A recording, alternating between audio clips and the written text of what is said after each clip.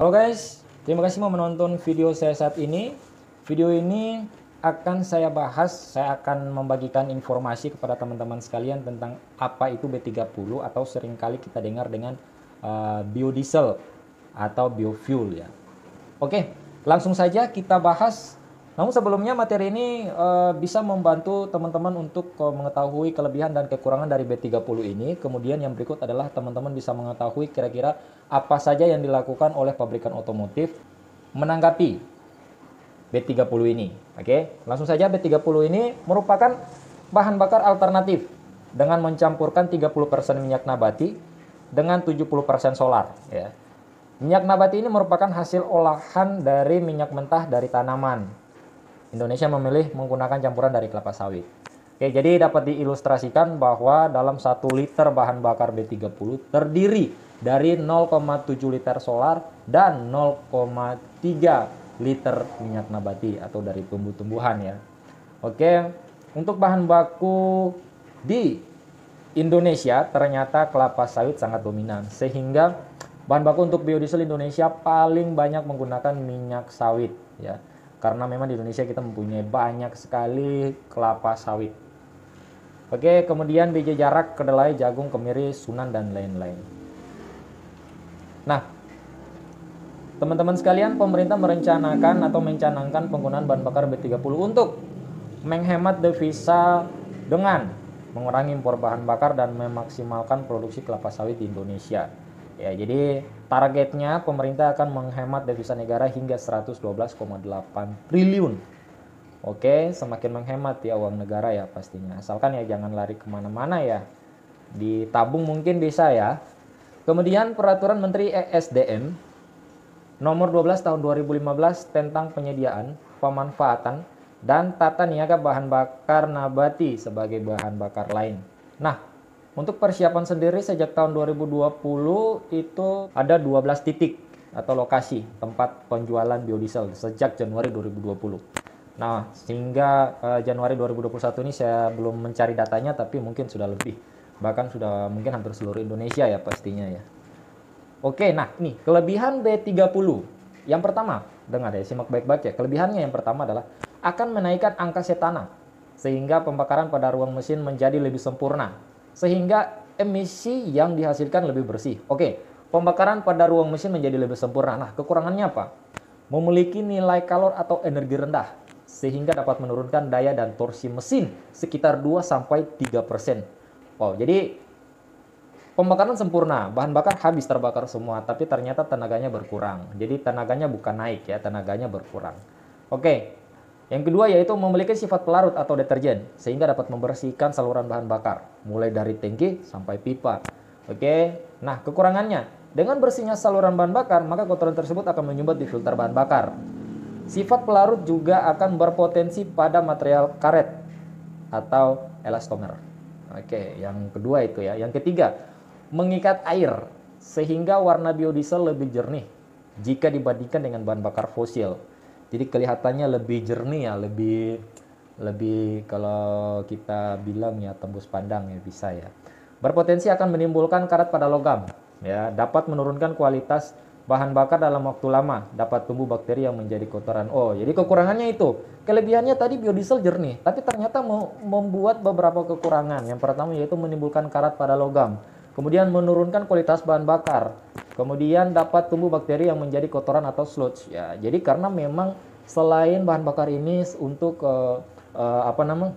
untuk pembakaran juga sebagai pelumas sebenarnya. Jadi kalau misalkan pelumasnya dikurangi ya akan muncul ini ya aus dan lain-lain.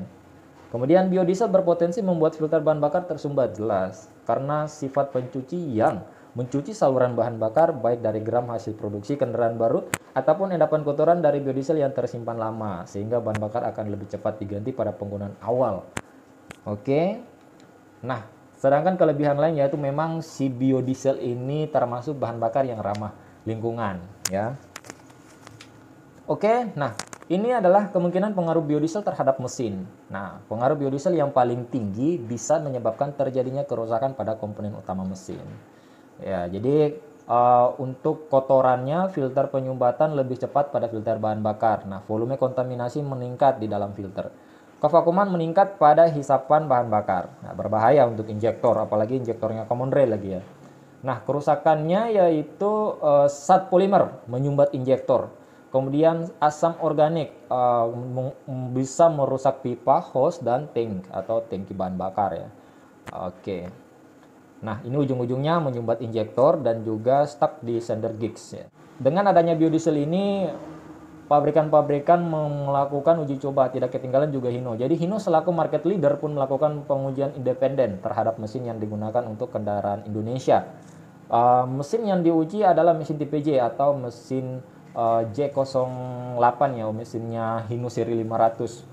Ya, bisa FM, SG, FG, dan lain semuanya. Tidak hanya mesin yang dioperasikan saat ini, mesin dengan teknologi Euro 4 pun dilakukan pengujian guna mengantisipasi penggunaan bahan bakar pada mesin berteknologi tinggi. Oke, jadi Euro 4 ini yang dimaksud adalah kendaraan yang sudah dilengkapi dengan common rail system. Sistem bahan bakar yang dikontrol oleh komputer. Oke, kemudian kendaraan yang mengkonsumsi bahan bakar biodiesel dengan konsentrasi yang lebih tinggi B30 akan terjadi penyumbatan pada filter bahan bakar lebih cepat. Pemakaian filter akan lebih pendek. Kemudian berikutnya adalah tersumbatnya filter tidak selamanya menjadi hal yang buruk. Ya, jelas ya. Positifnya adalah ketika filter tersumbat, tidak ada kotoran yang masuk ke pompa bahan bakar atau ke injektor. Sehingga kerusakan pada part yang relatif rumit dan mahal tidak terjadi. Oke, nextnya yaitu pada 13 Juni 2019 lalu ESDM bekerja sama dengan pihak terkait, yaitu Pertamina, Aprobi, Lemigas, BPT, dan Gaikindo melakukan uji jalan untuk mengetahui dampak penggunaan biodiesel pada kendaraan atau mesin. Oke, jadi hasil tes uji jalan B30 yang pertama, pemakaian biodiesel menyebabkan filter bahan bakar mengalami penyumbatan. Kemudian yang berikut adalah rekomendasi penggantian filter dari APM adalah sekitar 20.000 km.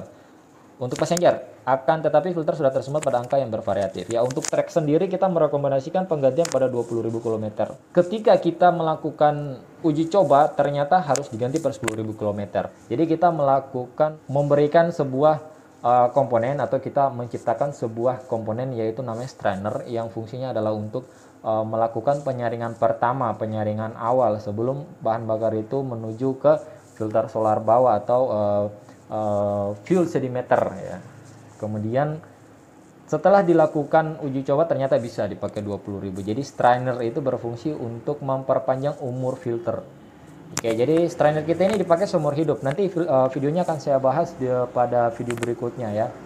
Kemudian adapun filter yang tersumbat merupakan kendaraan baru atau yang biasa menggunakan BO. Sedangkan kendaraan yang sudah terbiasa pakai B20 tidak mengalami penyumbatan sampai dengan rekomendasi APM yaitu sekitar 20.000 km atau untuk passenger.